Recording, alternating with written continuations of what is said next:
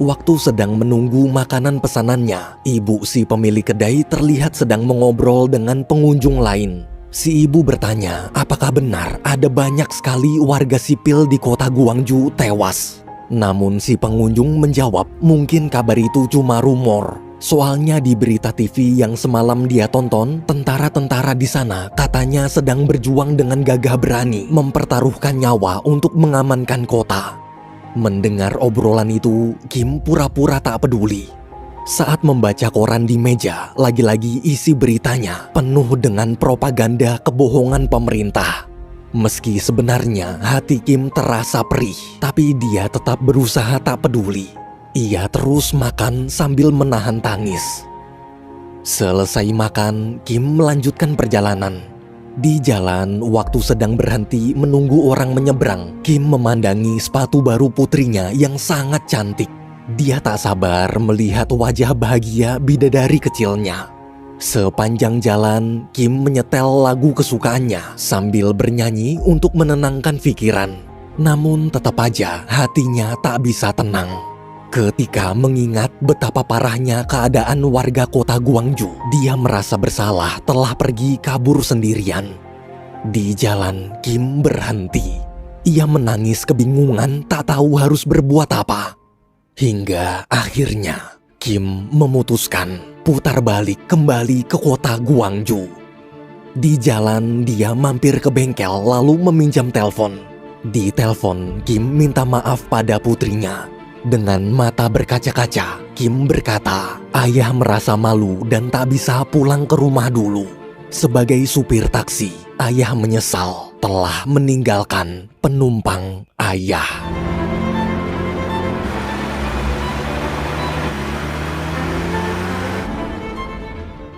Waktu sampai di rumah Huang, istri Huang memberitahu kalau sekarang suaminya sedang pergi ke rumah sakit. Di rumah sakit, Kim menyaksikan bagaimana parahnya kondisi korban-korban kekejaman tentara. Ia terus berjalan hingga akhirnya Kim sampai di suatu ruangan. Di sana dia melihat Peter dan Huang sedang menangis memandangi satu jasad. Ketika Kim membuka penutupnya, ternyata jasad itu adalah jasad Jae-sik. Kim berusaha menahan air matanya sambil memasangkan sepatu Jae-sik yang terlepas. Pemuda pemberani itu kini telah gugur. Ia lalu mencoba menguatkan Peter. Sekarang mereka tak boleh menyerah dulu karena Peter harus menepati janjinya pada Jae-sik. Kim menyuruh Peter mengangkat kameranya dan jangan pernah berhenti meliput.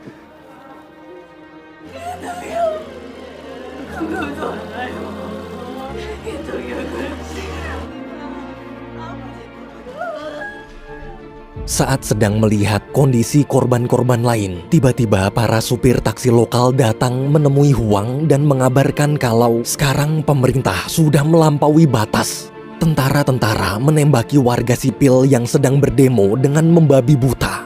Huang bersama para supir taksi lain pun buru-buru pergi ke balai kota. Waktu Peter ingin ikut pergi, Kim menyuruh Peter naik taksinya.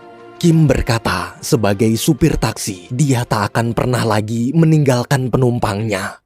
Mereka berdua datang ke kota ini bersama-sama, maka mereka juga harus pulang bersama-sama.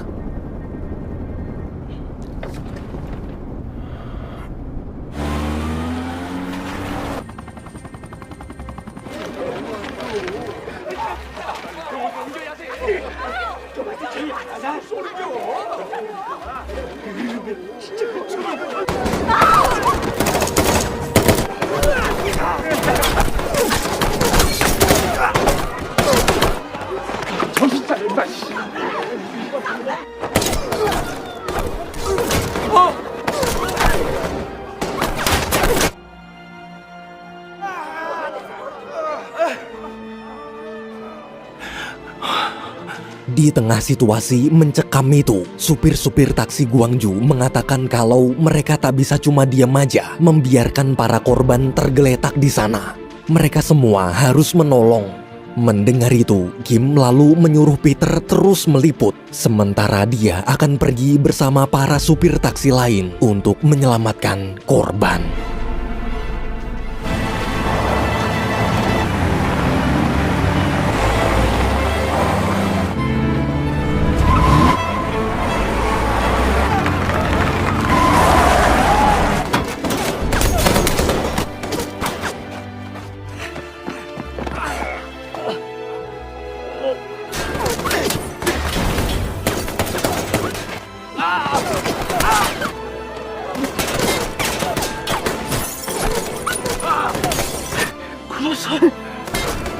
Sayangnya, meski taksi-taksi sudah mencoba menutup pandangan pasukan militer, namun masih banyak celah yang terbuka. Dari belakang, anak si ibu yang kemarin Kim antarkan ke rumah sakit datang mengendarai truk besar, kemudian membantu menutupi pandangan pasukan militer. Melihat keberanian para supir taksi itu, seluruh warga berbondong-bondong ikut menolong. Saat sedang mengangkuti korban satu demi satu, pihak militer menembakkan banyak sekali gas air mata. Ketika para supir taksi baru menurunkan sebagian korban di tempat aman dan ingin kembali menolong korban yang masih tersisa, mereka kaget melihat pasukan militer bergerak maju mengarahkan senjata ke arah warga.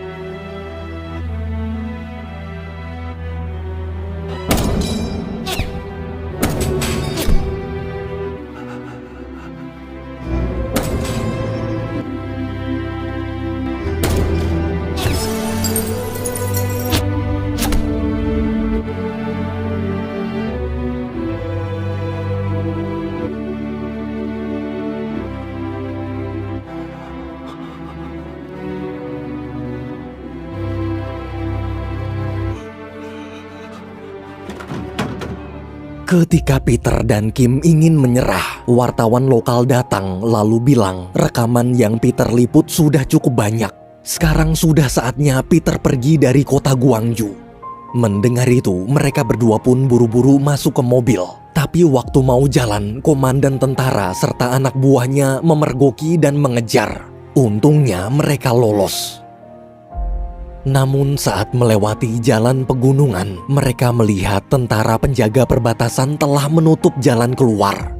Walaupun ketakutan, Kim mencoba tetap tenang. Kim menyapa penjaga dengan ramah sambil bilang kalau dia ingin mengantarkan penumpangnya yang sedang ada urusan bisnis. Sayangnya para penjaga tak percaya begitu aja. Seorang sersan pimpinan penjaga lalu menyuruh mereka berdua keluar dari mobil untuk diperiksa. Seketika suasana terasa hening. Peter dan Kim saling menatap satu sama lain dengan tatapan pasrah. Hingga waktu sersan memeriksa bagasi, dia menemukan plat nomor taksi dari kota Seoul. Kim pun ketakutan. Anehnya si sersan hanya terdiam. Dia malah bilang kalau dia tak menemukan apa-apa, kemudian menyuruh anak buahnya membuka jalan keluar. Melihat itu, Kim tak menyangka masih ada tentara baik. Ternyata kekejaman yang mereka lakukan hanya karena mematuhi perintah atasan. Sebagai mantan tentara, Kim mengerti sebenarnya mereka juga tak mau melakukan semua ini. Jauh di lubuk hati, tentara tetaplah menyayangi rakyat. Di sisi lain, komandan tentara bersama anak buahnya sedang dalam perjalanan naik mobil mengejar Kim. Komandan menghubungi penjaga dan memerintahkan untuk menangkap semua taksi yang keluar dari kota Gwangju. Beruntung para penjaga terlambat. Kim sudah tancap gas duluan dan berhasil kabur. Tapi saat situasi baru terasa aman, tiba-tiba dari belakang mobil komandan bersama anak buahnya menyusul lalu mengepung taksi Kim. Ketika Kim ingin ditembak, seluruh supir taksi kota Gwangju datang menolong.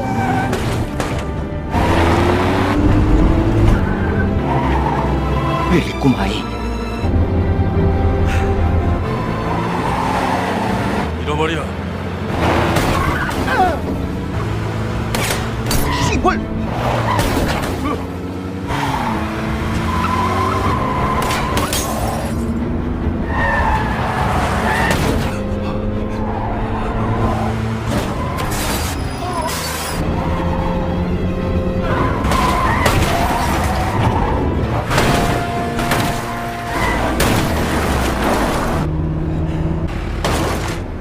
뭔 소리나?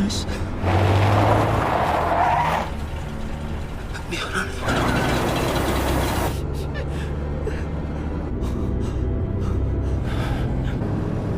하지 마시고.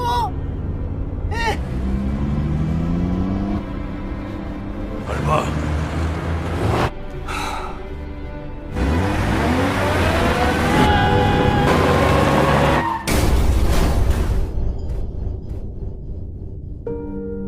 berkat pengorbanan para supir taksi Guangzhou, Peter dan Kim berhasil selamat.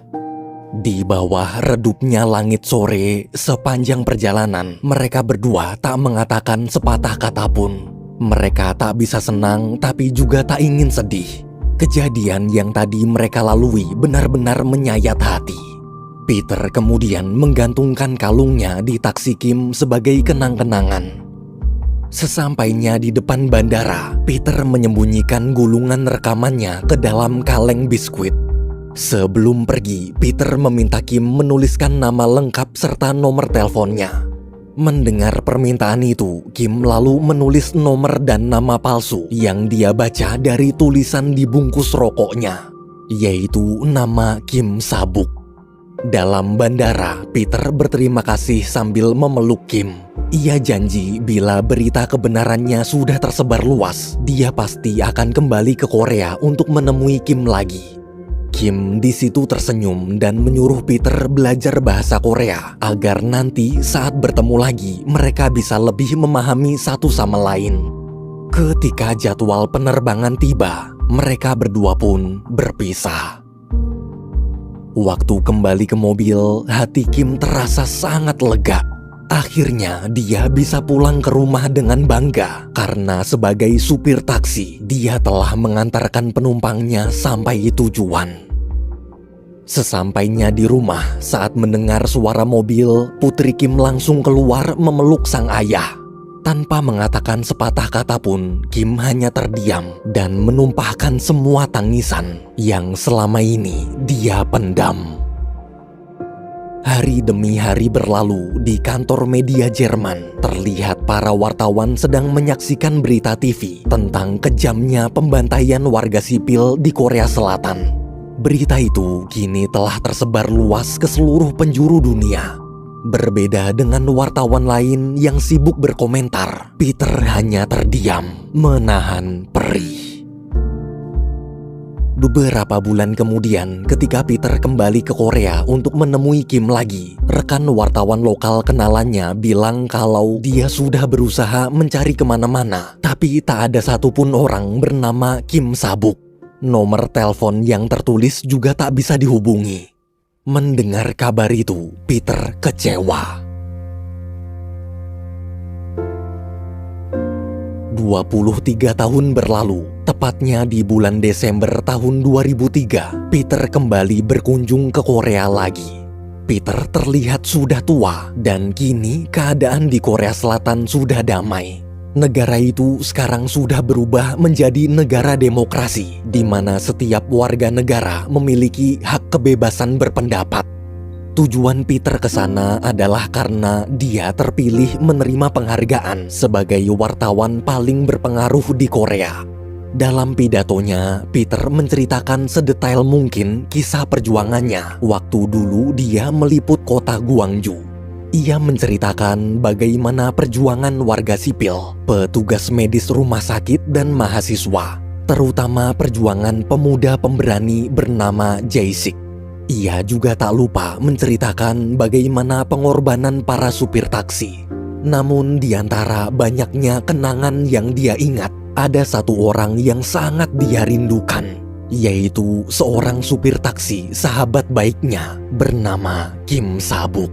Peter mengatakan dia tahu Kim sengaja menulis nama dan nomor telepon palsu karena dia tak ingin dianggap sebagai pahlawan.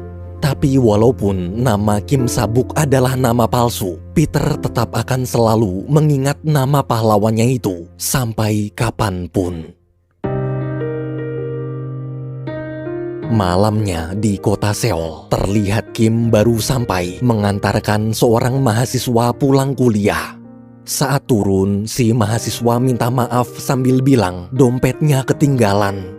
Mendengar itu, Kim hanya tersenyum lalu menyuruh si mahasiswa hati-hati di jalan pulang. Sama seperti Peter, kini usia Kim juga sudah tua. Semenjak kejadian di kota Guangzhou dulu, cara Kim memandang hidup telah berubah. Sekarang baginya, uang bukanlah segalanya. Meski cuma supir taksi, tapi dia menjalankan tugasnya dengan sepenuh hati. Dalam taksinya, Kim juga tak pernah melepaskan kalung kenang-kenangan pemberian Peter.